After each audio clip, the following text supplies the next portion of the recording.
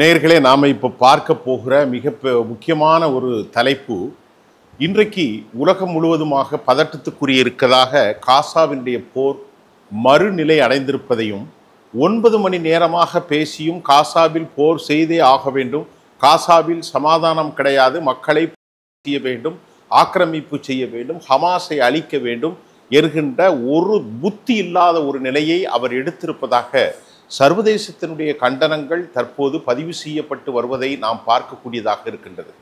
இஸ்ரேலுள்ள என்ன சொல்றார் இஸ்ரேலுடைய பிரதமர் என்பதும், இஸ்ரேலுடைய பிரதமர் மட்டுமல்லாமல் மிலிட்ரி டிஃபென்ஸுடைய தலைவர் இஸ்ராயல் ஜமீர், பிரதமர் பெஞ்சமின் நெதன்யாகு, இத்தாமர் பென்கவிர், பிசைல் சொமோஸ்ட்ரிச் மற்றும் உண்டான மற்ற ஆளுமைகள், இஸ்ரேலுடைய வெளிநாட்டு விவகாரத்துறை அமைச்சர் கிடியன் சார் மற்றும் இஸ்ரேல் கர்ட்ஸ், இன்னும் பலர் 9 மணி நேரம் பெரிய கன்ஃபாபுலேஷன், அவர்களுக்குள் குழப்பம், ஒரு டிசென்ட் சிச்சுவேஷன், கருத்துருவாக்க மாறுபாடு ஏற்பட்டு முடிவுகள் அறிவிக்கப்பட்டு அந்த முடிவு எடுப்பதில் வெற்றி பெற்றிருக்கிறார் இஸ்ரேலுடைய பிரதமர் பெஞ்சமின் நெதன்யாகு. அப்படி என்ன முடிவை அவர் எடுத்திருக்கிறார் என்று சொல்லி பார்த்தால் வேறு ஒன்றுமில்லை, அவர் எடுத்திருக்கக்கூடிய முடிவின் அடிப்படையில் காசாவை ஆக்கிரமிப்பு செய்ய வேண்டும். காசாவில் 5 பாயிண்ட் அவர் வைத்திருப்பதாகவும் அவருடைய நோக்கங்கள் இதுதான் என்றும் தற்போது சொல்லப்படுகின்றது. காசாவை ஆக்கிரமித்து, காசாவில் ஹமாஸை அழித்து, காசாவினுடைய பிணை கைதிகளை விடுதலை செய்து, காசாவிலே இராணுவ மண்டலமாக மாற்றி, காசா சிட்டி, நான் சொல்வது காசா சிட்டி விடுதலை இராணுவமாக மாற்றி, அங்கே நாம் சில காலம் பலஸ்தீனத்தில் தங்கியிருக்க வேண்டும். அது எந்த நிலையிலும் யூத ராஜ்யத்திற்கு ஒரு இடையூறு ஏற்படுத்தக்கூடிய மண்டலமாக மாறிவிடக்கூடாது என்பதில் அவர் சொல்வதை நாம் கேட்கக்கூடியதாக உலகம் கேட்டது. இந்த முயற்சிக்கு உடனடியாக தன் கண்டன கணைகளை தெரிவித்திருக்கிறார் இங்கிலாந்தினுடைய பிரதமர் கியாமர். உடனடியாக சொல்லியிருக்கிறார், இது ரொம்ப தவறு, இது தவறு மட்டுமல்ல, இது பெரும் அநியாயம். அமெரிக்காவுடைய அதிபர் சொன்னதுதான் ரொம்ப முக்கியம், இந்த வேலைக்கு நான் வரமாட்டேன், நான் வெளியேறுகிறேன், முயற்சிகளை நீ எடுத்துக்கொள், லாபம் நஷ்டத்தை, அதனால் ஒரு மோசமான ஒரு கான்சிக்வன்சஸ், ஒரு விளைவுகள் ஏற்பட்டால் you should take a response அப்படிங்கிற மாதிரி சொல்லிட்டான். அமெரிக்காவுடைய அதிபர் இந்த கருத்தை வைத்திருக்கிறார். ஜெர்மன் ஆயுதங்களை தடை செய்திருக்கிறது. இன்னும் உலகம் முழுவதும் பெரும் கண்டன கணைகளை அவர்கள் சந்தித்து கொண்டிருக்கிறார்கள். அதனால் இந்த போர் பாதாளமான ஒரு பாதகரமான நிலையை இஸ்ரேலுக்கு ஏற்படுத்தும் என்பதை நாம் தெரிந்து கொள்ளக்கூடியதாக இருக்கிறது. ஏன்னு கேட்டால், இப்போ 657 நாளாக இஸ்ரேல் போரிட்டு எதையும் சாதிக்கலை. இஸ்ரேல் சாதித்ததெல்லாம் அப்பாவி மக்களை. பாயிண்ட் நம்பர் 1, இஸ்ரேல் இப்பொழுது அவர்களுடைய வீரர்கள் போருக்கு செல்ல மாட்டோம் என்றும், ரிசர்வ் ஆர்மியிலிருந்து பெர்மனண்டான ஐடிஎஃப்னுடைய வீரர்கள் அனைவரும் புறக்கணித்து ஓடும் சூழல் இஸ்ரேலுடைய கள யதார்த்தமாக இருக்கிறது. 3வது, இஸ்ரேலுக்கு ஏற்பட்டிருக்கக்கூடிய மிகப்பெரிய பொருளாதார நெருக்கடியை, ப்ரொவிஷன் கடையில் போய் அவர்கள் பொருட்களை வாங்குவதற்காக கொடுக்கப்பட்ட அந்த கிஃப்ட் வவுச்சரையே திருப்பி கேட்கக்கூடிய அளவிற்கு ஒரு பெரிய நாட்டுடைய பொருளாதாரம் வீழ்ச்சி அடைந்து விட்டது.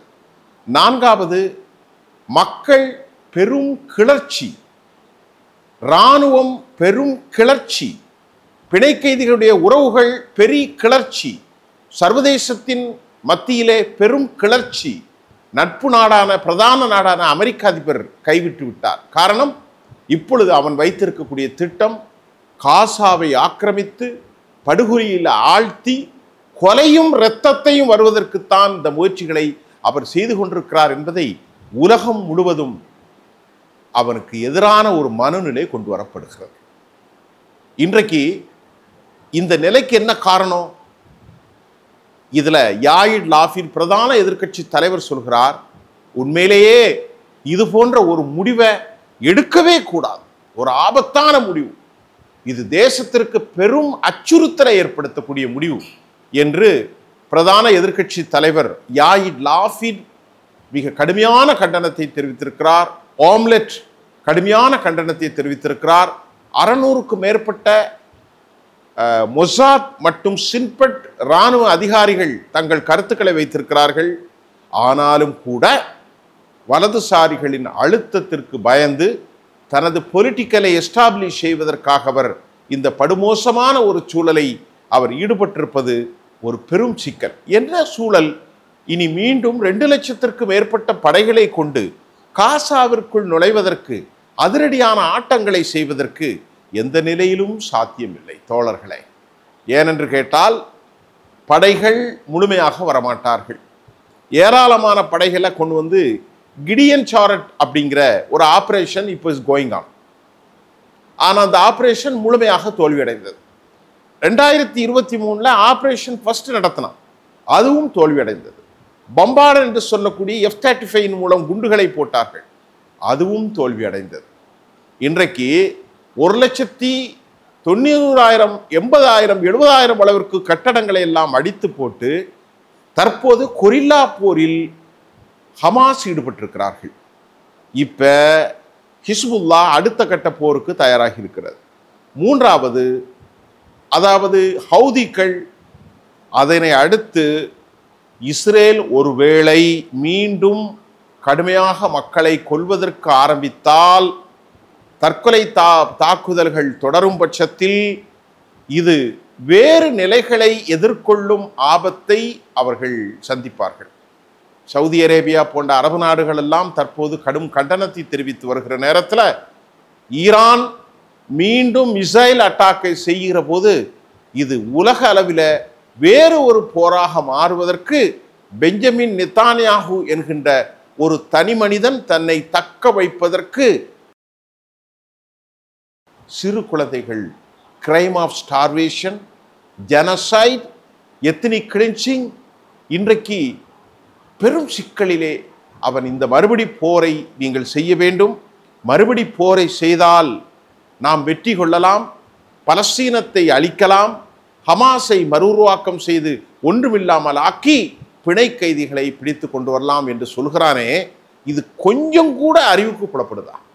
அமெரிக்காவுடைய ஆர்மி எதுவும் செய்ய முடியல, இவனுடைய இன்டெலிஜென்ஸ் உள்ள போய் எதுவும் செய்ய முடியல. ஆனாலும் மறுபடி ஒரு முட்டாளாக, ஒரு பைத்தியன் பிடித்தவனை போன்று, ஒரு பித்து திண்டவனை போன்று பெஞ்சமின் நெத்தானியாகுடைய பேச்சு எந்த விதத்திலும் ஏற்றுக்கொள்ளக்கூடியதாக இல்லை என உலகம் முழுவதும் கடும் கண்டனங்கள் தெரிவித்திருக்கிறார்கள். தோழர்களே, இந்த நடவடிக்கையை சேனல் 12, ஜெருசலேம் போஸ்ட், யாஹூத் ஹர்ஸ் நாளிதழ் மற்றும் யாஹூத் எல்லா நாளுகள், எல்லா ஒய்நெட்ஸ் போன்றவைகள் கடுமையான கண்டனத்தை தெரிவிக்கிறார். ஏன்னு கேட்டால் அவர் சொல்றாரு, இஸ்ராயேல் ஜமீருடைய கருத்து வந்திருக்கிறது, ஏராளமான இளம் வீரர்கள் கொல்லப்பட்டு விடுவார்கள். இவர்கள் 5 செத்தால் அவர்கள் 3 சாக வேண்டும், இவர்கள் 10 செத்தால் அவர்களை 8 சாக வேண்டும். இப்படிப்பட்ட ஒரு படுமோசமான ஒரு நிலைக்கு உலகத்திலிருந்து தள்ளப்பட்ட ஒரு மனிதனாக இன்றைக்கு பெஞ்சமின் நெத்தானியாகு தனித்து நிற்கிறான் என்கின்ற செய்தி உலகத்திற்கு நல்ல செய்தியோ இல்லையோ, இஸ்ரேலுக்கு இது நல்ல செய்தியாக தெரியவில்லை. அது மட்டுமல்ல, காசாவினுடைய சிட்டியை இவர் கைப்பற்ற வேண்டும் இவனுடைய நோக்கமாகவும் இதுவரை நீ என்ன செய்தாய் என்று கேட்கிறார்கள். கிட்டத்தட்ட ஃப்ரெஷ் வார் செய்து பல லட்சக்கணக்கான மக்களை, போர் வீரர்களை கொண்டு 670 நாட்களாக வெற்றி பெற முடியாத நீ இன்றைக்கு உளவியல் ரீதியாகவும் உயிர் கொலைகள், பதவதைப்பு எல்லாம் இழந்த பின்பு மறுபடி காசாவை பிடிக்கப் போகிறேங்கிறவன் நீனெல்லாம் கொஞ்சம் ஒரு அறிவாளியாக இருக்கிறானா என்ற கேள்வியை நாம் கேட்கவில்லை, இஸ்ரேலுடைய இராணுவ தலைவர்கள் கேட்கின்றார்கள். அவ்வொரு ஒரு மோசமான ஒரு சூழ்நிலை தற்போது காணப்படுகின்றது. கொரில்லா படை தாக்குதல்களின் முடியும், இந்த முடிவை நீ உடனடியாக மாற்ற வேண்டும் என கேமர்ஸ் சொல்கிறார். UK அதிபர் சொல்கிறார், உலகம் இந்த தோல்வியை கண்டு, உண்மையிலேயே உனது முடிவை கண்டு உலகம் ஆடி போயிருக்கிறது. அதே சமயம் செப்டம்பர் மாதம் 2 ஸ்டேட் சொல்யூஷனுக்கான விவகாரங்கள் சென்று கொண்டிருப்பதையும் நாம் பார்த்து கொண்டிருக்கிறோம். அதை தொடர்ந்து ஒரு செய்தி, அமெரிக்காவுடைய US பேக்கடு, அதாவது என்ன சொல்றாங்கன்னா, காசா த ஹமாஸ் பில்ட் ஒரு ஃபினான்சியல் ஃபோர்ட்ரஸ் அண்டர் ஸ்ட்ரக்சர் அப்படிங்கிற ஒரு செய்தி வந்திருக்கிறது. அதில் ஹமாஸ் மிகப்பெரிய அளவிலே பணம் இருப்பதாக அமெரிக்காவினுடைய இன்டெல் தெரிவிப்பதாக நமக்கு செய்திகள் வருகிறது. 2 தினங்களுக்கு முன்பு வந்த செய்தியை நான் இப்பொழுது உங்களுக்கு தருகிறேன். ஆனால் எப்பொழுதும் இந்த செய்தி ஒரு முக்கியமான செய்தி. அந்த செய்தி ஒரு ஹோஸ்ட் எக்கனாமி என்ற செய்தியை அமெரிக்கா வெளியிட்டிருக்கிறது. அது சர்வதேசத்தில் நமக்கு செய்தியாக வந்திருக்கிறது. அந்த அளவிற்கு பண குவியல்களால் காசா நிரம்பி வழிவதாகவும், ஹமாஸின் கையில் பெரிய அளவில் வர்த்தகத்தின் மூலம், எண்ணெய் வர்த்தகத்தின் மூலம், சர்வதேச டோனர்களின் மூலம் ஒரு ஹோஸ்ட் எக்கனாமி அவர்களிடத்தில் இருப்பதாகவும், தொடர்ந்து தங்கள் மெம்பர்களுக்கு, பணியாற்றுவர்களுக்காக அவர்கள் ஃபண்டை கொடுத்து வருவதாகவும் கூட அமெரிக்காவுடைய இன்டெலிஜென்ஸ் தன் செய்தியில் தெரிவிக்கின்றது. அக்டோபர் 2023க்கு பிறகு ஹமாஸ் கிட்டத்தட்ட ரஃப்லி 7 மில்லியன் அமெரிக்க டாலர்களை 30,000 எம்ப்ளாய்களுக்கு கொடுத்திருப்பதாக ஒய்நெட்ஸ் கருத்து தெரிவிக்கிறது. அந்த அளவிற்கு பணத்தை அவர்கள் வாரி இறைத்து கொண்டிருக்கிறார்கள். அந்த அளவிற்கு பணம் கொளிக்கிறது என்பதை ஹோஸ்ட் எக்கனாமி என்று சொல்லக்கூடிய செய்தியும் வந்திருக்கிறது. த மில்லியன்ஸ் ஆர் ரிப்போர்ட்லி சிவிலியன் விங்ஸ், பிபிசியினுடைய தன் செய்தியும், ஆளுக்கு $300 அவர்கள் ஈச் இந்த லாஸ்ட் வீக் கொடுத்திருப்பதாகும். அதாவது இந்திய மதிப்பிற்கு 26,000 27,000 ரூபாய் அளவிற்கு அவர்களுடைய செலவுகளுக்கான பணத்தை கொடுத்திருப்பதாக சொல்லுகிறது. இதில் ஒரு பெரிய விவகாரம் என்னன்னா, இந்த பணத்தை வாங்கி அவன் என்ன செய்வான்? அவன் வீட்டிலேயும் சாப்பாடு இல்லை. அப்போ அமெரிக்காவுடைய வெறுப்பு எப்படி இருக்கு பாருங்க. அந்த செய்தியை இன்றைக்கு வெளியிட்டிருக்கக்கூடிய ஒய்நெட்ஸ் 7 மில்லியன் காகிதங்கள் தானே கொடுக்கப்பட்டது. 7 மில்லியன் அது காகிதம் தான். பணம் யாருக்கு உதவும்? பணம் சுபிட்சமாக ஆரோக்கியமாக இருப்பவர்களுக்கு உதவும். ஆனால் இங்கே யாருக்கும் உதவி செய்ய போவதில்லை. ஆனாலும் கூட இந்த செய்தியில், ஹோஸ்ட் எக்கனாமியில் இப்படி ஒரு செய்தியை நாம் பார்க்க முடிகின்றது. அனைத்து காசாவில் இருக்கக்கூடியவர்களும் ஹமாஸ் இந்த நிலைகளை ஏற்கனவே அடிப்படைத்து கொடுத்த யஹ்யா சின்வர், அவருடைய தம்பி முகமது சின்வார் போன்றவர்கள் ஃபினான்சியல் ஸ்ட்ரென்த் அதை செய்தார்கள். தற்போது அவர்கள் இல்லை. ஹிஸ் பிரதர் இந்த ஒரு விவகாரத்தை அவர் செய்தார். இன்றைக்கு ஹமாஸ் இல்லாமல் இது ஹமாஸினுடைய இந்த நிலையின் மூலம் த கேஷ் மவுண்டைன்ஸ் இன் காசா அப்படிங்கிறது பணமலையாக மாறியிருக்கிறது என்ற செய்தியும் இவர்கள் சொல்கிறார்கள்.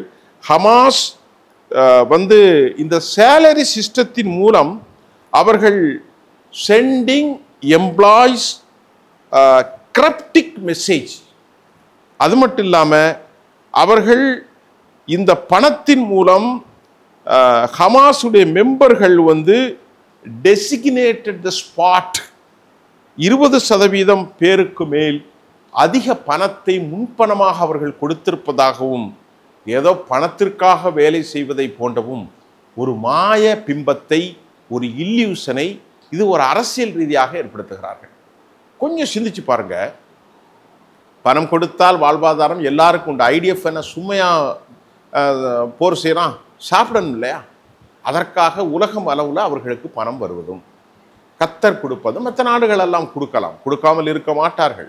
அமெரிக்காவுடைய இன்டெலிஜென்ஸ் சொல்லித்தான் இது தெரியவது என்றில்லை, ஒய்நெட் சொல்லியும் தெரியவதில்லை. இதுதான் உண்மை. ஆனாலும் ஹமாஸுக்கு வரக்கூடிய பணத்தை வைத்து அவர்கள் எப்படி வாழ முடியும், அவர்கள் குடும்பம் வாழ முடியும் என்ற செய்தியையும் நாம் பதிவு செய்கிறோம். கடைசியாக இந்த நெருக்கடியில் இது உலகளாவிய ஒரு போர் நிலையாக மாறப்போகிறது. ஏனென்றால் இந்த போரில் சமாதானத்திற்கு ஒப்புக்கொண்ட மறுத்தார்கள். நிரந்தர போர் நிறுத்தம், காசாவை விட்டு வெளியே வர வேண்டும், பிணை கைதிகளை நாங்கள் அனுப்பிவிடுகிறோம், இதுதான். இல்லை, நீ இருக்கவே கூடாது, உன்னுடைய சுவாடை இருக்கக்கூடாது என்பதுதான் பெஞ்சமினுடைய கோரிக்கை. சொந்த நாட்டில் அவன் தனது மக்கள் விட்டுவிட்டு தன் நாட்டின் விடுதலைக்காக போராடுக ஒருவனை நாட்டை விட்டு வெளியேறச் சொல்கிறது என்ன நியாயம் என்ற கேள்வி எழுகின்றது. அதே சமயம் நீங்கள் ஒரு அக்ரிமெண்ட்டை செய்து தனித்துவமான ஒரு தேசத்தை உருவாக்கி எக்காலத்திலும் இஸ்ரேலை ஒருவர் தாக்கிக் கொள்ளக்கூடாது என பாதுகாப்பு வலயங்களை அமைக்கலாம். இதெல்லாம் பேச வேண்டும். காலம் நெருங்கி இருக்கிறது. 2 ஸ்டேட் சொல்யூஷனுக்காக. ஒன்று மட்டும் உறுதியாக தெரிகிறது, இஸ்ரேலுடைய அழிவு பெஞ்சமின் நெத்தன்யாஹு நிலைபெறும். அதே போன்று பலஸ்தீனத்துடைய சுதந்திரம் அது கண்டிப்பாக கிடைக்கக்கூடிய ஒரு சூழல் காணப்படுகிறது. என்ன ஒரு கவலை! கிளஸ்டர் பாம்களை அடுத்து போடுகிற போது, மிஷின் கன், ஸ்னைப்பர் தாக்குதல்கள், பம்பார்டன், இப்படி பல விஷயங்களை போடுகின்ற போது இன்னும் அதிக அழிவு ஏற்படும். அதைவிட பேரழிவை இஸ்ரேல் சந்திக்கப் போகிறது. இஸ்ரேல் இளம் வீரர்கள் அழியப் போகிறார்கள், அழிந்து கொண்டிருக்கிறார்கள். ஆம்புஷ் தாக்குதலின் மூலமாகவும் இன்னும் ஸ்னைப்பர் தாக்குதலின் மூலமாகவும் டிசைசிவ் அட்டாக் பம்பார்டன் அதன் மூலமாகவும் எக்ஸ்ப்ளோசிவ்ஸ் மூலமாகவும் ஏராளமான இராணுவ பயிற்சி இல்லாத, அனுபவம் இல்லாத ரிசர்வ் மற்றும் ஐடிஎஃப் வீரர்கள் இறந்து கொண்டிருப்பதைத்தான் இஸ்ரேல் இராணுவ தலைவர் இஸ்ரேல் ஜமீர் சொன்னதையும் கேட்காமல், தான் எப்படியாவது இஸ்ரேலிலே ஆட்சி விட்டு போயிடக்கூடாது, தன் மீது ஊழல் வழக்குகள் வந்துவிடக்கூடாது என்பதில் கவனமாக இருக்கக்கூடிய இவருடைய இந்த நிலை ஆபத்தான சூழ்நிலை ஏற்படுத்தியிருப்பதாக ஐரோப்பிய நாடுகள், அமெரிக்க அதிபர் டொனால்ட் ட்ரம்ப், ஹமாஸ் தெளிவாக சொல்லிவிட்டது. ஹமாஸ் கடைசியாக ஒன்று சொன்னது, நீ வா, நானும் தயாராக இருக்கிறேன், நாங்கள் எந்த நிலையிலும் உங்களுக்கு அச்சப்படவில்லை, மறுதாக்குதல் நடத்துவதற்கு நாங்கள் தயாராக இருக்கிறோம் என்பதுதான் உண்மை. உண்மையிலேயே இந்த போரை மீண்டும் துவக்க ஆரம்பித்தால் இரண்டு தரப்பிலும் பெரும் உயிர் சேதம் ஏற்படும். அதே போன்று பசி அதிகரிக்கும். அதே போன்று இஸ்லாமிக் ரெசிஸ்டன்ட் ஃபோர்ஸ் மீண்டும் இங்கே வரப்போகலாம். நாம் இதுவரை பார்க்காத ஒரு காசாவை, இஸ்ரேலை அடையாளம் காணக்கூடிய ஒரு ஆபத்து காணப்படுகிறது. அமைதி திரும்ப வேண்டும் என்பதுதான் நமது ஆசையாக இருக்கிறது. நாமும் எதிர்பார்ப்போம். மீண்டும் மற்றொரு செய்தியில் உங்களை சந்திக்கின்றேன்.